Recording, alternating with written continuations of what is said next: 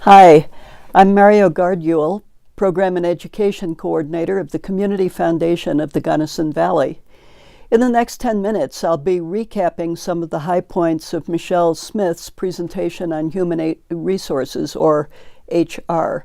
For more detail, you can look at her whole PowerPoint as well as her handouts, and they're at www.cfgv.org and click on the Nonprofit tab. This is a big picture presentation. It's a broad overview of some of the main elements of HR. We hope it'll be useful if you're a new supervisor, but we've heard from seasoned supervisors that it's a good grounding in the reasons and purposes behind HR, so that when you live in your world of regs and forms, you don't forget what the major points are. A good grasp of HR is vital for any staff supervisor or for a board president who's supervising your one part-time staff. It's been shown that the single most important reason a person stays or leaves an organization is their boss. Good management is an ethical issue. It has legal overtones, of course, but it's also a practical issue. You want the best people carrying out your mission. Keeping them will save money, enhance your public image, and let you get at your mission, which is your point, after all. HR begins with a grounding in people. Reflect on these questions. Do you believe in being fair? Is that the same as being right? How do you balance those two things? While the golden rule may be true, treat other people as you'd like to be treated, there's a platinum rule, treat other people as they want to be treated. That takes time. Are you willing to make that time? Are you willing to invest the amount of time that you need in finding the right person for the right job? You can't change the world with the wrong people, after all. Do you passionately believe that you want your staff to be successful, and are you willing to put time into making that happen? That's the key to an effective organization, though. Have you gotten to the point where letting people go isn't painful? If you've gotten to that point, you might want to consider whether you should still be a supervisor. Somebody may need to leave, of course, for the organization's or their own good, but it is nonetheless somebody's livelihood and self-esteem that you're affecting. Don't ever forget that. So with that, what are some of the key elements of HR? We'll mention 7 topics. The first, your needs. As you think about hiring, do a review of your needs and your resources. As with everything, of course, this starts with clarity about your mission and goals. If they're too broad, you may expect too much of too few people and not be so effective. Do you have the best possible organizational structure? When somebody leaves, it's a great time to ask that question and maybe recalibrate. Do you want to hire people who complement the strengths of the team, even if they're people so different from you that you may just shake your head and go, what's this all about? Still, it's your challenge as their supervisor to understand them and help them to shine.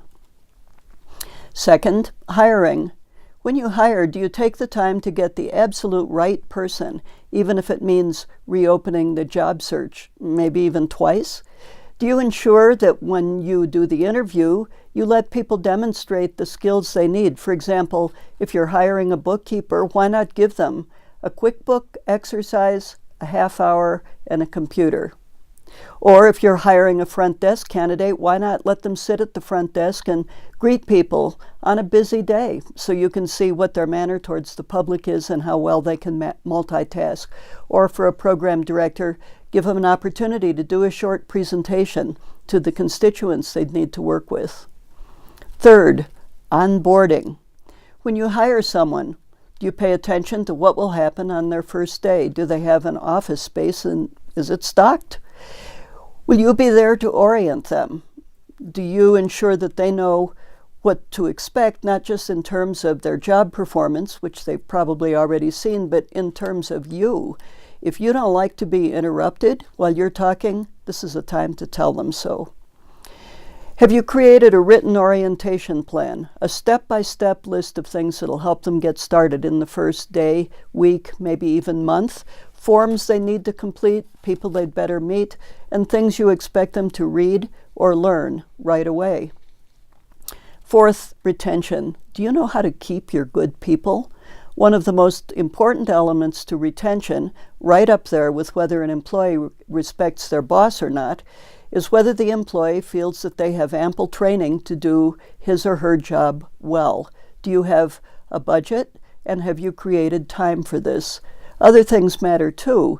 Do you overtly appreciate your people, not just as you want to be appreciated, but as they do? For example, your boss saying, "Great job," in public might be just what you need, but somebody else might appreciate ice cream from time to time. What matters to them? Do you give regular performance reviews, ideally every 6 months, to help your people just keep getting better and better? Fifth, pay. Are you compensating your people as best you can? Pay may not be the first reason that people stay or leave their job, but it's certainly up there. What can you do to get them the best possible salary to keep them? It may be that you need fewer people with better pay. Your people, after all, are not mere administrative overhead, although that's how it shows up in budgets sometime. They're your most important program. Invest in them. Sixth, performance reviews. Can you handle performance review issues well?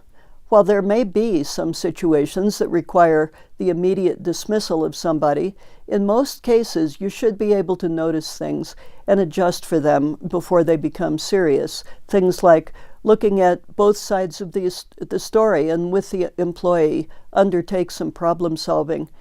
People seem to feel that discipline equates with punishment. In fact, you should think about discipline as equating with a problem-solving process.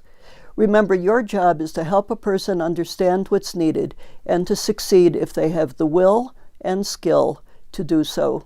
Candor with caring is a good phrase to remember.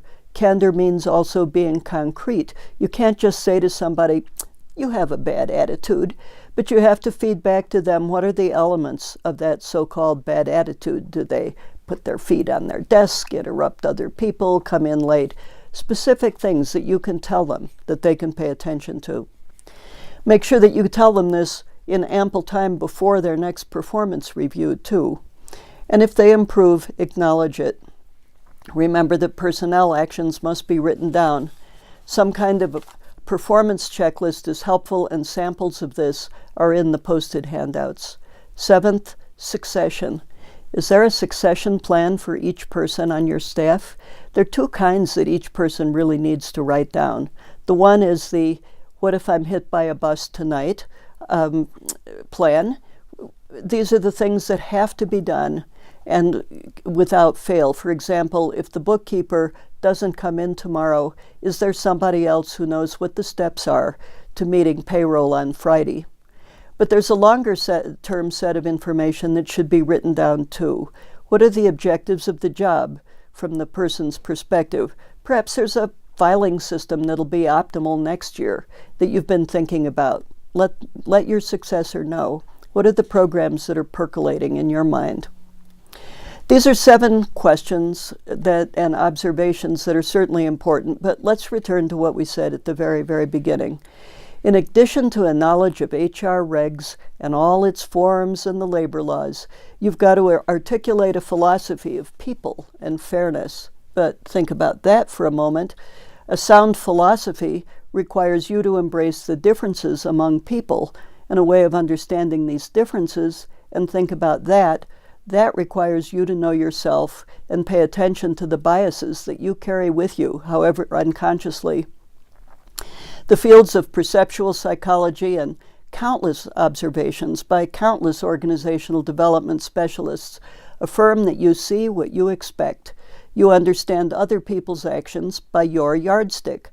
If you have a personal value of being on time to work on the dot at 8:30, and a colleague, someone reporting to you, comes in at 8:35, you might interpret this as carelessness or disrespect for the team or flaunting some special privilege, and you may become so inadvertently biased that you lose your ability to supervise them well.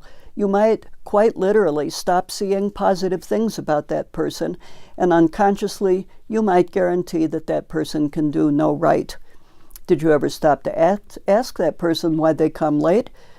Perhaps there's an excellent reason. Perhaps the executive director realizes that arriving via the once-an-hour bus at 8:35 will not harm that person's job, but asks that that person work till 5:15 instead of 5 o'clock. So ask and understand. Only then can you judge. So to conclude, here are 4 questions you might want to discuss among your group. First, what traits do we value in our staff? To get these people, are there things we're willing to say aren't so important? Second, how do we show that we value and want to retain our good people? Third, isn't knowing our employees' needs and helping them each succeed in a different, individualized way just touchy-feely, inefficient stuff? Why should we care? Finally, what kind of workplace do we want to be known as? Have a good conversation. See you next time.